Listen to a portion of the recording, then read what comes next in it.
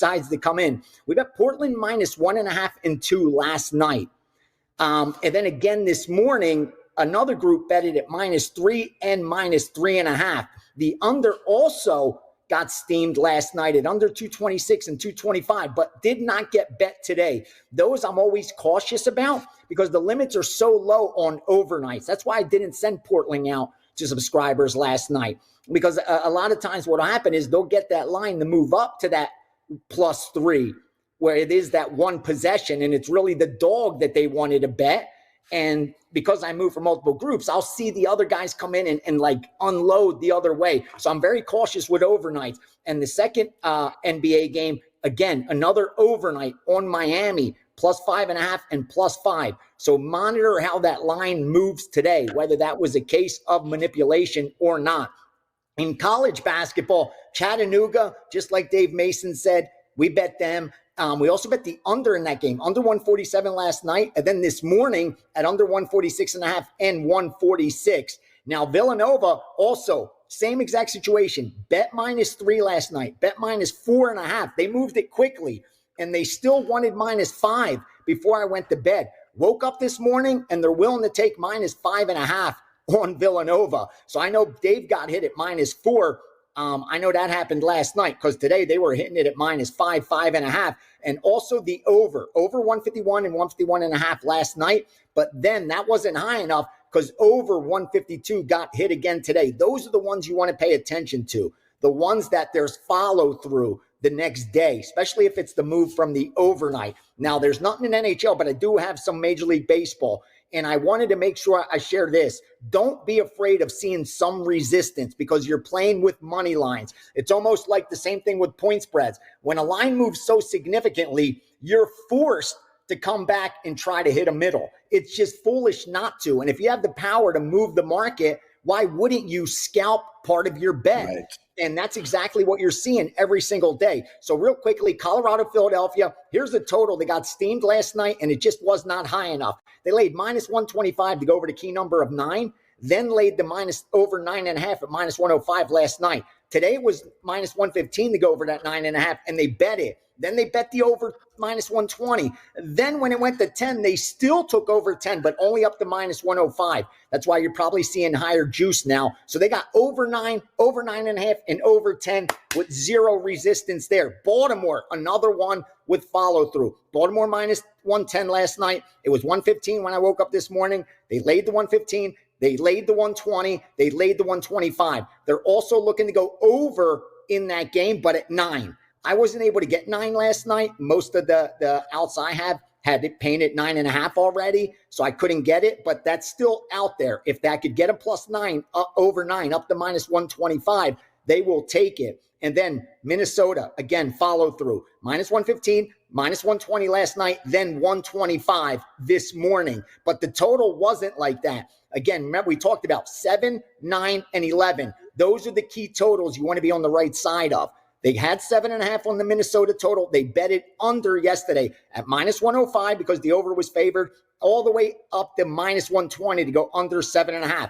But once it got to 7, that's what you're looking at your screen right now. Right. They did not bet it. So they wanted to get the right side of that 7. And the same thing happened with Arizona and New York Yankees. They went over 9 up to -130. So they didn't want to go over that 9.5. I think there's even some 10s out there probably, but it was all happening last night. And like I said, do not be afraid if you see some take back, because again, Baltimore's bet at -110. They bet it up to -125. If it goes up to -135, 140, and now all of a sudden you could get +115, +120. Remember, a lot of the bet was placed at 110. A lot of the bet was placed at 115. So if you could even get some take back at +120, you have to do it because it's free money. You put yourself in a position where you can't lose a penny. You can only win. That's what you're looking for. Auburn is playing Florida. Really short line here. Auburn +2.5. Florida with an outstanding comeback, and a comeback that maybe propels them. I'd like to know if you take that comeback into account in your handicap. Total closing in on 160. How should we bet this game? And of course, we broke this game down yesterday on Bet On It, the #1 show at WagerTalk. Myself, Joe Ranieri, Kelly in Vegas. and Marco D'Angelo all talked about Florida and Auburn. I'm going to give a shorter analysis today because we're shorter on time here. And look, the only time we had 4 number 1 seeds in the Final Four came back in 2008. Kansas, Memphis, UCLA, North Carolina all made the Final Four. Kansas beat Memphis in that thriller, the national title game where they missed the free throws. Yeah, I still remember that because I lost a bet on it. That being said, in the Final Four matchups, the last time we had all 4 number 1 seeds, we had 2 blowouts. Kansas beat North Carolina by 18. Memphis beat UCLA by 15. So even though we're thinking this is 1, 2, 3, 4, the top 4 teams in Ken Palm all in the Final Four. Teams that combined 135-16 record. All right. They are the 4 best teams in college basketball. Even with that, the concept of, we got to take points, well, history shows us that may not be the case. Of course, these 2 teams played once already this year at Auburn.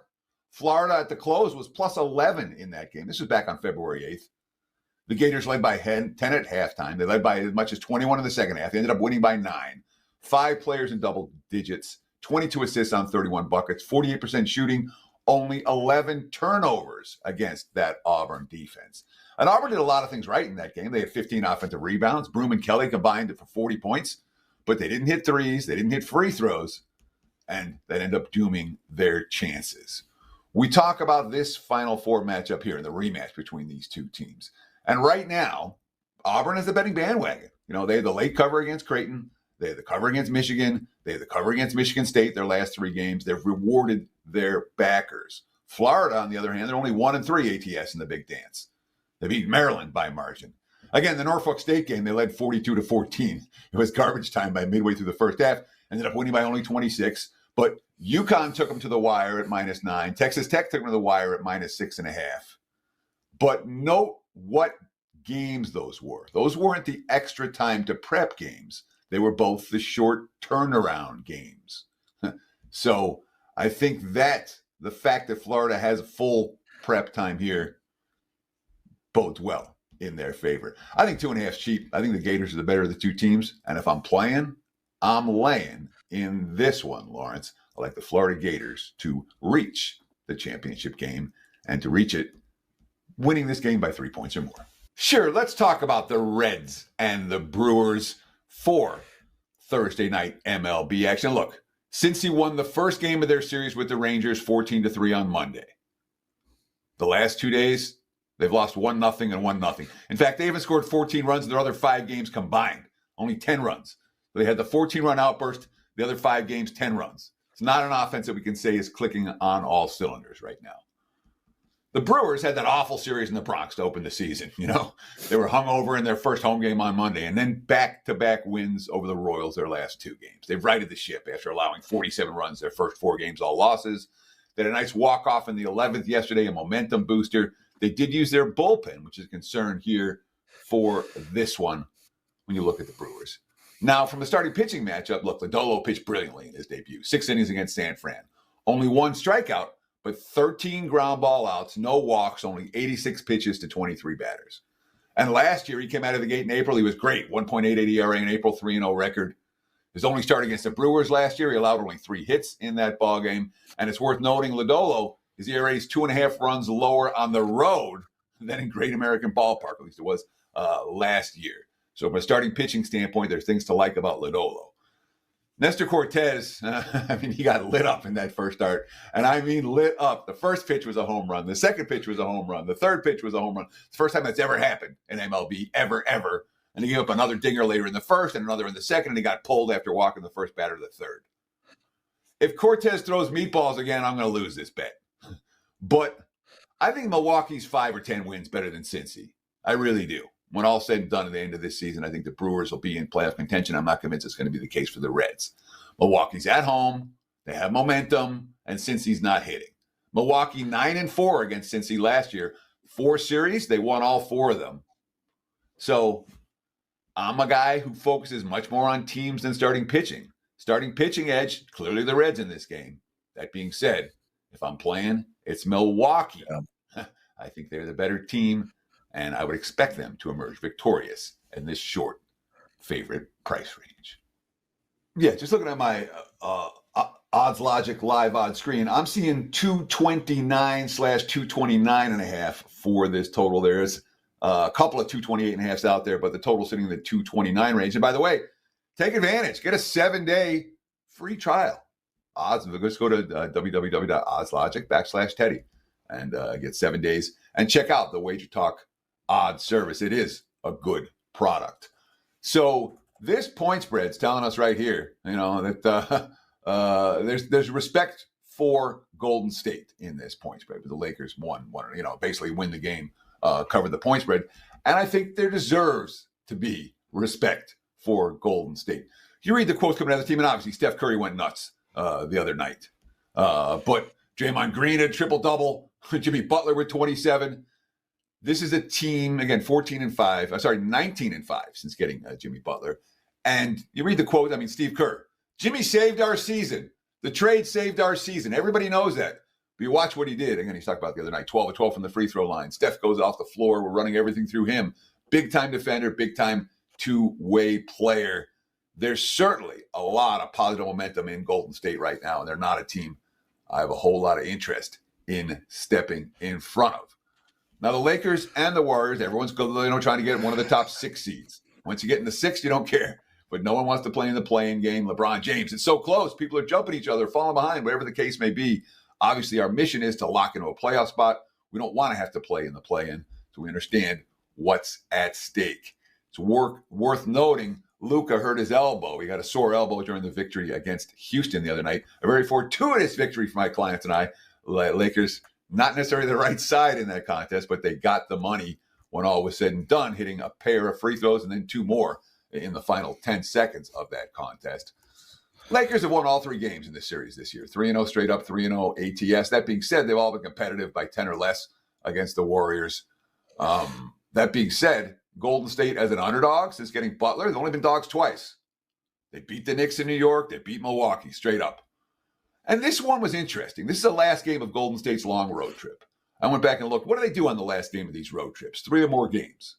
How about this? Last game of a long road trip. Warriors. Straight up win at Oklahoma City, plus 6.5. Straight up win at Minnesota, plus 7. Straight up win by 24 at Sacramento. They were -2. Straight up win at Brooklyn. They didn't cover. That's 4-0 straight up, 3-1 ATS. We're not seeing the fatigue from Golden State after these extended trips. Lakers have been great home favorites, 19-10 ATS in this role. One of only 4 teams in the league that are 60% plus as home chalk this year. OKC, the Clippers, the Pelicans of all team, and the Lakers. They've had 2 days off since beating Houston, and since that lucky cover against the Rockets. So they are more rested than Golden State. But it's definitely worth noting, Lakers had 4 sets of back-to-backs the last 2.5 weeks of March. This team has had a really tough schedule. I think the Warriors are going to beat them tonight. Give me Golden State plus the 1.5. I wouldn't argue with taking them on the money line. Although in this point spread range with the dog, I'll always take the 1.5 as opposed to a plus of 100 or plus 105 on the money line. The 1 point loss when you cash your winning bet makes up for the lack of juice in this bettor's opinion. So Warriors plus 1.5 is the only way I can look in this one. We'll see if we can keep that NBA rolling. As you mentioned, Prez, 14-5. My last 19 in the association, and just shy of 200 units of profit in the NBA since 2022 for my clients and I. Let's go to the NBA. Naz Reid over 1.5 made threes. Prez, I was going to use this as my $5 Tuesday play. I put the play in, and then he gets suspended for the night because of the fight. So we had to go another path. We cashed that one. But I'm going right back to Naz Reid. The handicap doesn't change. Over in 16 out of 20 games. One of the games that he went under, he only played 9 minutes because he got ejected from the fight.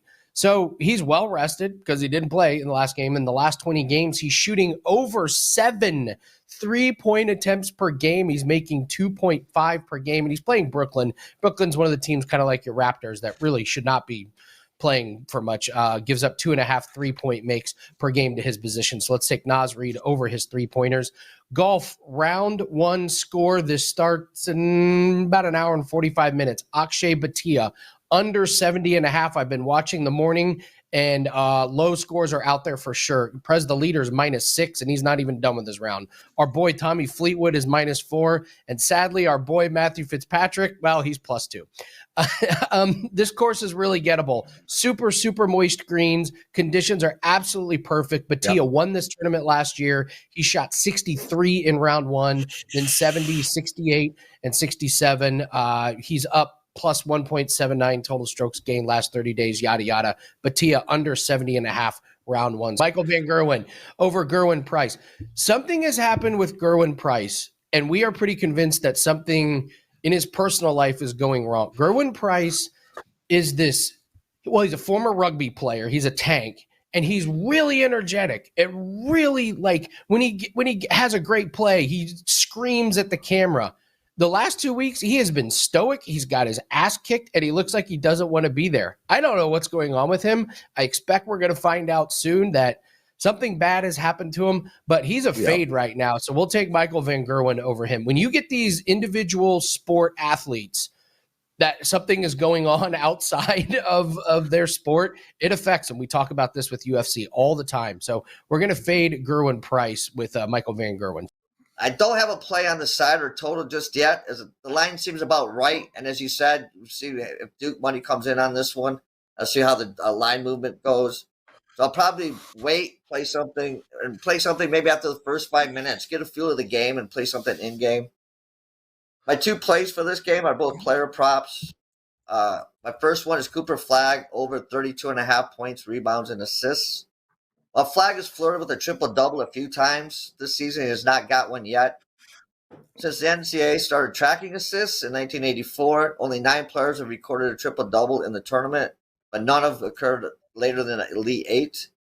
To me, this seems like the right spot for him to get one, the grandest stage, go on style. But I'm going to just play the PRA prop in case, he comes up with 9 rebounds or 9 assists. I just figure if he comes up one short, he will hit this number. Yeah. So I'm going to play that one for a unit. I'm going to play a half a unit on LJ Cryer, 3+ 3-pointers.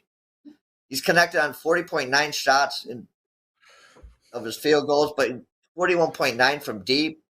He's not bashful about firing up shots from behind the arc, even if they're not good ones. Cryer and Sharp both would need to hit some threes if Houston's going to keep this one close and have a chance to win at the end. So I'd like he puts up about eight threes a game. So if he's halfway decent, he should make his 3. So those are my 2 plays on the game. All right, so we've got Victor Henry. He is a -218 on the comeback here. We've got Pedro Falcao. He is +180. Now, this line opened up for Henry -180, and you've seen money consistently come in on Henry. And to be honest, I don't agree with that line movement here. And the big claim to fame here for Henry is going to be the fact on his UFC debut, he beat Hani Barcelos, which was a big underdog hit for him. You had Henry, who was a +300 dog, comes in there, overwhelms Barcelos, moves forward, really smother him, and wins the decision. But really, since then, he's not really done too much. He's 2-2-1 over his last 5. He's only beaten Tony Gravely, who I'm not very high on at all. And he also beat Ronnie Yaya, who, again, not very high on this guy as well. And really the big overreaction, I think, is from Pedro's recent loss. It was his UFC debut. He came in, and the big thing that people got to remember, and I think the market forgets, is the fact that this was his UFC debut on short notice, on days' notice, against Victor Hugo, who is a very tough out for anyone. And even with not preparing, not having his cardio ready, no game plan, he still was able to go out there and have a really good account of himself, going out there, making it a scrappy fight, and still it just was a good showing from him. But Henry on the other side here, he's a guy that, is going to push volume. He's going to push pace. He averages 8 significant strikes landed per minute. So that's very high, but he's 37 years old. He's going to be 38 in May. It's only going to get worse, I think, for him. I think the best days of him are behind him. And you've got Pedro, who is a good wrestler, has high-level jiu-jitsu, is a guy who can get these takedowns, will have a physicality advantage, very good top control, and I think that this is the spot where it's a dog or pass. I like this plus money here. I think that the line is off, and I do like this plus 180 number on Pedro. Yeah, so we've got Talita Alencar. She is -110. On the comeback, we've got Vanessa Demopoulos, also -110. Now, this is another line that opened at -150 for Demopoulos, and You've definitely seen Alencar money coming in. And this is another spot. I think it's a market overcorrection that happens a lot here, where you've got a fighter that maybe people are high on, they lose, and then all of a sudden the market is swinging too much on the other side. You've got Demopoulos, who, came into her last fight, lost by submission. It was where her opponent grabbed her glove, lapse in judgment for Demopoulos, kind of looking at the judge, the ref, and starting to kind of complain about it. She gets submitted. Now she's about to face another jiu-jitsu specialist. We're in Alencar, and I think that's why this line is, she was just submitted. People are looking at, hey, she gets submitted again. But there's many issues with Alencar. I mean, the first thing being she's really one-dimensional. She doesn't really have much else. She is a accomplished grappler who has transitioned over to MMA, and I just don't really see much from her. She's really a one-trick pony, and she's got multiple issues. She can't wrestle, not a very good wrestler. Also, Demopoulos is a solid wrestler, and I think she can defensive wrestle, keep this fight standing if she wants, or even offensively, and take down Alencar. The other part being the fact that Alencar has terrible cardio. She's someone who can't really push that kind of pace. We've seen her multiple fights in the past, end of the first round, beginning of the second round, she's already getting tired. And there's even fights where it's been slow paced and she has still looked very tired, very exhausted. Now she's about to face a Vanessa Demopoulos who has cardio, who has wrestling, and could really counter a lot of the things that Alencar does. And I think she's got good top control. I think she can get the takedowns. I think we've seen Alencar play off of her back a lot, where that also is not a good thing. You're going to lose rounds that way, keeping it on your back. I like what Demopoulos does. Even if this fight plays out on the feet, Demopoulos is not the highest level striker, but definitely way better than Alencar. I think that this is a great price. We're getting definitely a discount on Vanessa Demopoulos, so I think I'm taking her in this spot to get the job done. And also, Prez, Vanessa Demopoulos was a stripper in Vegas. So, you don't want to fade a stripper in Vegas. That's all.